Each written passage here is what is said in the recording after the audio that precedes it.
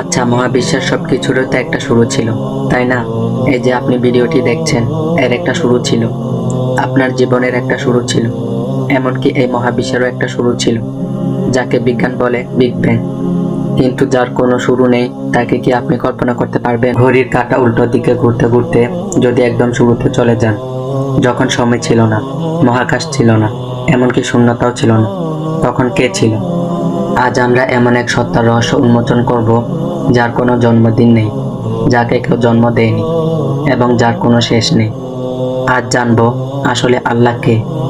আপনার মস্তিষ্ক এখনই হ্যাং হয়ে যাবে যদি আপনাকে বলা হয় এমন একজনের কথা, যিনি আমাদের চারপাশে আছেন কিন্তু আমরা তাকে দেখি না, যিনি আমাদের হৃদস্পন্দন নিয়ন্ত্রণ করেন কিন্তু তাকে আমরা দেখি না, তাকে আমরা স্পর্শও করতে পারি না। বিজ্ঞান বলে নাথিং কামস ফ্রম নাথিং, অর্থাৎ শূন্য থেকে কিছু আসে না। তাহলে এই বিশাল সৃষ্টি জগৎ আসলো কোথা থেকে? তিনি কি দেখতে আমাদের মতো, নাকি তিনি কেবল এক মহাশক্তি? চলুন চিনে নিই সেই অসীম সত্তাকে। স্টিফেন হকিং বলেছিলেন, মহাবিশ্ব সৃষ্টিতে স্রষ্টার প্রয়োজন নেই। কিন্তু আধুনিক কোয়ান্টাম ফিজিক্স যখন কুল কিনারা পাচ্ছে না, ঠিক তখনই পবিত্র কোরআনের একটি আয়াত বিজ্ঞানীদের থমকে দিয়েছে। প্রশ্ন হলো, যিনি সময় আর স্পেস তৈরি করেছেন, তিনি নিজে কি সময়ের ভেতর বন্দী? যদি বলি আল্লাহ আমাদের কল্পনার বাইরের কোনো কিছুর নাম, তিনি এই মুহূর্তে কি করছেন? তার ক্ষমতা কতটুকু? কল্পনা করুন, সময় নেই, মহাকাশ নেই, এমনকি অন্ধকার বলার মতো কোনো শূন্যতাও নেই। সেই নেয়ের মাঝেও যিনি ছিলেন, তিনি আল্লাহ। কিন্তু আমাদের ক্ষুদ্র মস্তিষ্ক কি সে অসীম সত্তাকে ধরতে পারে?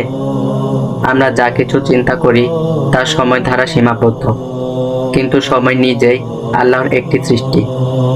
বিজ্ঞানী আইনস্টাইন বলেছিলেন, সময় আপেক্ষিক। আর ইসলাম বলে আল্লাহ সময়ের স্রষ্টা, তাই তার কোনো শুরু বা জন্মদিন থাকতে পারে না। আল্লাহর একটি নাম হলো আল আউয়ালু বা অনাদি। যখন কিছু ছিল না, তখন তিনি ছিলেন। এটা আমাদের কাছে রহস্যময় মনে হয়, কারণ আমরা মানে ও ফলাফলের মধ্যে আছি। কিন্তু আল্লাহ হলেন সেই প্রথম কারণ, যার পেছনে আর কেউ নেই। একটি লাইনে দাঁড়ানো মানুষের মধ্যে সর্বপ্রথম মানুষটির আগে যেমন কেউ ছিল না, ঠিক তেমনি সকল সৃষ্টি জগতের স্রষ্টার আগে কেউ ছিল না। যদি থাকতো, তাহলে এই মহাবিশ্ব টিকতে পারত না। আমাদের মস্তিষ্ক কেবল দেখা জিনিসের সংমিশ্রণে কল্পনা করতে পারে।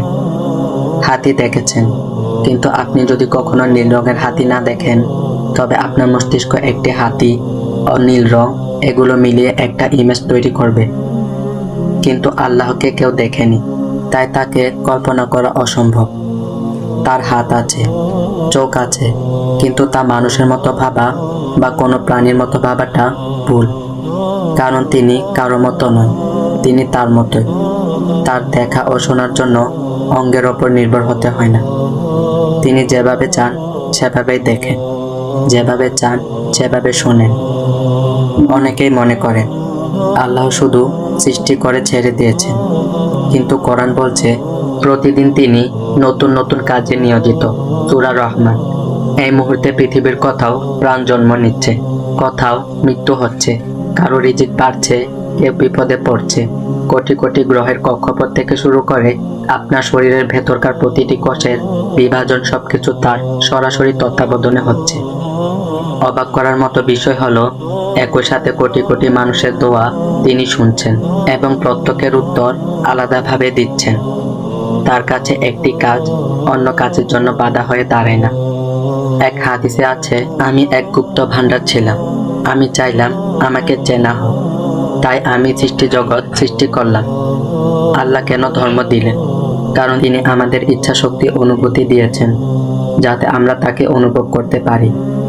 ধর্ম হলো সেই বিধান যা আমাদের বলে দেয় এই বিশাল মহাবিশ্বের মালিকের সাথে আমাদের সম্পর্ক কেমন হবে। ধর্ম সেই রাস্তা দেখায়, যাতে মানুষ এই রহস্যের মালিকের কাছাকাছি যেতে পারে। আল্লাহকে চেনার জন্য বড় বড় ডিগ্রি লাগে না, নিজের দিকে তাকালেই তাকে পাওয়া যায়। যে আল্লাহ এই বিশাল মহাবিশ্ব সামলান, তিনি আপনার মনের ছোট্ট একটি দীর্ঘশ্বাস তাও শোনেন। আজকের ভিডিওটি যদি আপনার ইমানকে সামান্য হলেও জাগিয়ে তোলে, তাহলে কমেন্টে আলহামদুলিল্লাহ বলবেন। আর এমন ইসলামিক অজানা তথ্য জানতে চ্যানেলটি সাবস্ক্রাইব করে পাশে থাকবেন।